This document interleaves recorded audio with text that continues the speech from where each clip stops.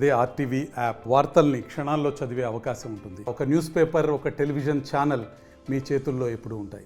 Hamas అగ్రనేత Ismail Haniyeh హత్యతో యుద్ధ వాతావరణం నెలకొంది. హనియే హత్య వెనుక ఇజ్రాయెల్ ఉందని ఇరాన్ ఆరోపిస్తోంది. ఇజ్రాయెల్ ఇటీవల జరిపిన దాడుల్లో హిజ్బుల్లా సీనియర్ కమాండర్ శుక్రూ మృతి చెందారు. దీంతో ఇజ్రాయెల్పై యుద్ధానికి కాలు దూవుతోంది ఇరాన్, హిజ్బుల్లా. ఈ నేపథ్యంలో తాజాగా ఇజ్రాయెల్పై ఇరాన్ చేసినటువంటి రాకెట్ దాడి దృశ్యాలు ఒకసారి మనం చూడొచ్చు. భయంకరమైనటువంటి రాకెట్ దాడి దృశ్యాలు ప్రస్తుతం వెలుగులోకి వస్తున్నాయి. ఇజ్రాయెల్పై ప్రతీకార చర్యలకు దిగుతోంది ఇరాన్. ఇక నేరుగా ఇరాన్ డైరెక్ట్గా రంగంలోకి దిగుతోంది. ఒకవేళ యుద్ధం కనుక వస్తే ఇరాన్కు సహకరించేందుకు అటు చైనా, రష్యాలు సిద్ధంగా ఉండాలంటూ ఇరాన్ కూడా వాళ్ళను వేడుకుంటుంది. ఈ నేపథ్యంలో ఇజ్రాయెల్కు ఇప్పటికే అమెరికా మద్దతు ప్రకటించింది. మరోవైపు ఫ్రాన్స్, అమెరికా, బ్రిటన్ లాంటి దేశాలు ఇటు ఇజ్రాయెల్కు మద్దతు ఇస్తే అటువైపు చైనా, రష్యా ఇరాన్కు మద్దతు ఇచ్చే అవకాశాలు లేకపోలేదు పరోక్షంగా. ఈ నేపథ్యంలో మళ్ళీ యుద్ధ వాతావరణం తప్పదా? ఒకవేళ ఇదే కనుక జరిగితే మూడో ప్రపంచ యుద్ధం ప్రారంభమైనట్లయినా అనే సందేహాలు ఎప్పటి నుంచో వ్యక్తమవుతున్నాయి. ఇజ్రాయెల్, హమాస్ మధ్య జరుగుతున్న దాడి కాస్త దేశాల మధ్య యుద్ధంగా పరిణమించింది. ఇప్పుడు ఆ దాడి కాస్త ఇరాన్ డైరెక్ట్గా రంగంలోకి దిగే పరిస్థితి తలెత్తింది. మీరు చూస్తున్న దృశ్యాలు రాకెట్ దాడి దృశ్యాలు. భయంకరమైన రాకెట్లు ఇజ్రాయెల్ వైపు పరుగులు పెడుతున్నాయి. వందల సంఖ్యలో ఇజ్రాయెల్పై ఇరాన్ రాకెట్ దాడి దృశ్యాలు మనం ఒకసారి చూడొచ్చు.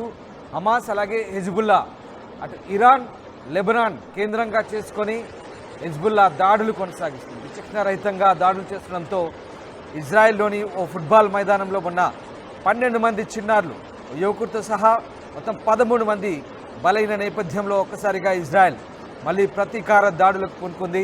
ప్రతీకార దాడులతో ఒక్కసారిగా అటు లెబనాన్లో, ఇటు ఇరాన్లో ఉద్రిక్త పరిస్థితులు నెలకొన్నాయి. ముఖ్యంగా ఇరాన్లో తలదాచుకున్న హమాస్ చీఫ్ ఇస్మాయిల్ హనియేని హత్య చేయడంతో పరిస్థితి మరింత ఉద్రిక్తతకు దారితీసింది. హనియేని హత్య చేసిన తర్వాత ఇక ఇరాన్ డైరెక్ట్గా రంగంలో దిగింది. హనియే హత్య తర్వాత ఇరాన్లో పెద్ద ఎత్తున నిరసన జ్వాలలు మిన్నంటాయి. దాంతోపాటు హిజ్బుల్లా టాప్ కమాండర్ శుక్రూ హత్యతో కూడా ఇది మరింతగా పెరిగింది. దీంతో ఏదైతే జరగకూడదని భావించారో అదే జరుగుతోంది.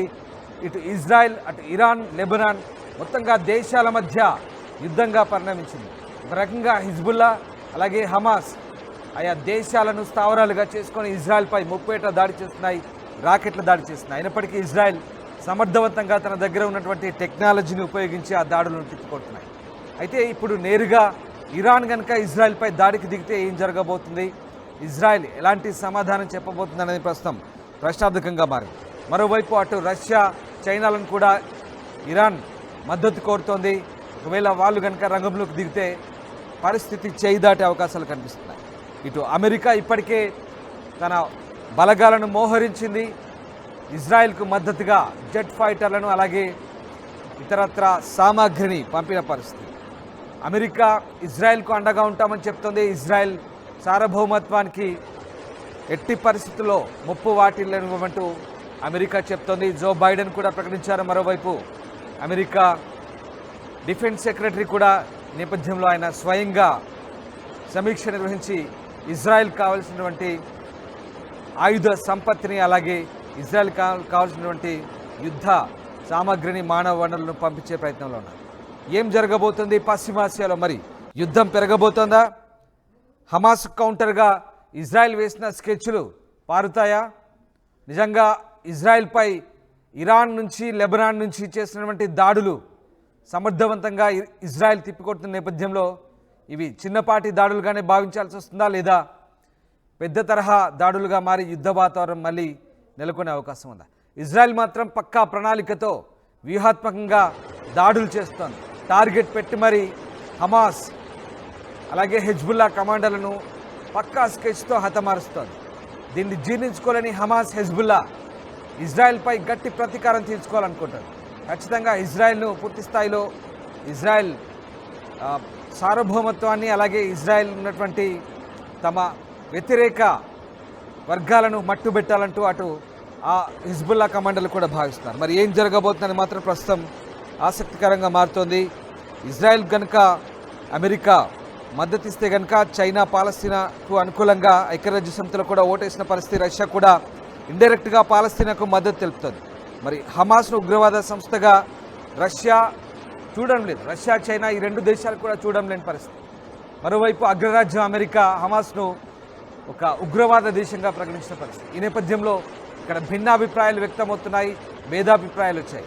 యుఎన్ కౌన్సిల్లో నేరుగా రష్యా చైనా పాలస్తీనాకు మద్దతు పలికిన పరిస్థితి. సో ఏం జరగబోతుంది? పాలస్తీనాకు మద్దతుగా ఆ రెండు దేశాలు రంగంలోకి దిగుతాయా? దిగితే కనుక ఎలాంటి పరిస్థితులు ఉంటాయి? పశ్చిమాసియాలో ఉద్రిక్తతలు పెరుగుతున్న నేపథ్యంలో మరి ఈ అగ్రదేశాలు కనుక ఆయా దేశాలకు మద్దతుగా నిలిస్తే ఇంకా ఎలాంటి వాతావరణం ఉండబోతుందనేది ప్రస్తుతం ఆసక్తికర చర్చ. మొత్తమైన గ్రూపులుగా దేశాలు విడిపోతే కనుక ఇక యుద్ధమే ఉండబోతుంది. ఆ యుద్ధమే కనుక జరిగితే అంతు చిక్కని విషాదం, అంతు చిక్కని విధ్వంసమే మనం ఊహించాల్సి ఉంటుంది. బహుశా అలాంటి పరిస్థితులు రావద్దని కోరుకుంది. ఈ నేపథ్యంలో మరి ఏం జరగబోతోంది? ఇరాన్ వైపు ఎవరెవరు ఉంటారు, ఇజ్రాయెల్ వైపు ఎవరెవరు ఉంటారు? అలాంటి పరిస్థితులు వస్తే కనుక నిజంగా ప్రపంచ దేశాలకు ఊహించని పరిణామాలు ఒకసారిగా మనం అంచనా వేయాల్సి ఉంటుంది. ఒకసారి మీరు చూస్తున్న దృశ్యాలు దాడులకు సంబంధించిన దృశ్యాలు. ఇరాన్ నుంచి డైరెక్ట్గా ఇజ్రాయెల్పై జరుగుతున్నటువంటి రాకెట్ దాడి దృశ్యాలు. ఇక తాడో పేడో తేల్చుకునేందుకు ఇప్పటికే ఇరాన్ సుప్రీం ఆదేశాలు జారీ చేశారు. ఖచ్చితంగా సిద్ధంగా ఉండాలంటూ తమ శ్రేణులకు ఆదేశాలు జారీ చేసిన పరిస్థితి. ఇరాన్ రెవల్యూషనరీ గార్డ్ కార్ప్స్ ఎవరైతే ఉన్నాయో IRGC కమాండోస్ వీళ్ళంతా కూడా సిద్ధంగా ఉన్నారు. ఇప్పటికే ఇజ్రాయెల్పై దాడి చేసేందుకు వాళ్ళందరికీ కూడా ఇప్పటికే పరోక్షంగా ఆదేశాలు కూడా వచ్చినట్టుగా తెలుస్తుంది. కావలసిన ఆయుధ సంపత్తిని కూడా సమకూర్చుకున్నట్టుగా తెలుస్తుంది. మరి ఏం జరగబోతోంది?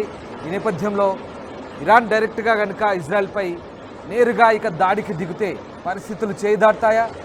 ప్రపంచ దేశాల్లో ఇదే ఆందోళన. ఏం జరుగుతుంది పశ్చిమాసియాలో? హమాస్ ఇజ్రాయెల్ మధ్య యుద్ధం కాస్త దేశాల మధ్య యుద్ధంగా మారింది. ఇక ఈ పరిణామాలు ఎక్కడికి దారితీస్తాయనేది మాత్రం ప్రస్తుతానికి అంతు చిక్కని పరిస్థితి. ఆ దృశ్యాలు చూడొచ్చు మీరు. వరుసగా ఇజ్రాయెల్పై ఇరాన్ చేస్తున్న రాకెట్ దాడులు, అలాగే ఇజ్రాయెల్ కూడా గాజాపై, వెస్ట్ బ్యాంక్పై వరుసగా చేస్తున్న దాడులు. గత కొన్ని నెలలుగా వరుసగా దాడులు జరుగుతున్నాయి. ఆ దాడులు కంటిన్యూ అవుతూనే ఉన్నాయి. వేలాది మంది, వందలాది మంది ప్రాణాలు బలవుతున్నాయి. అమాయక పౌరులు బలవుతున్నారు. మరిన్ని వీడియోస్ కోసం ఛానల్ ని సబ్స్క్రైబ్ చేయండి. లేటెస్ట్ అప్డేట్స్ కోసం వాట్సాప్ ఛానల్ ని ఫాలో చేయండి. అండ్ లింక్ డిస్క్రిప్షన్ లో ఉంది.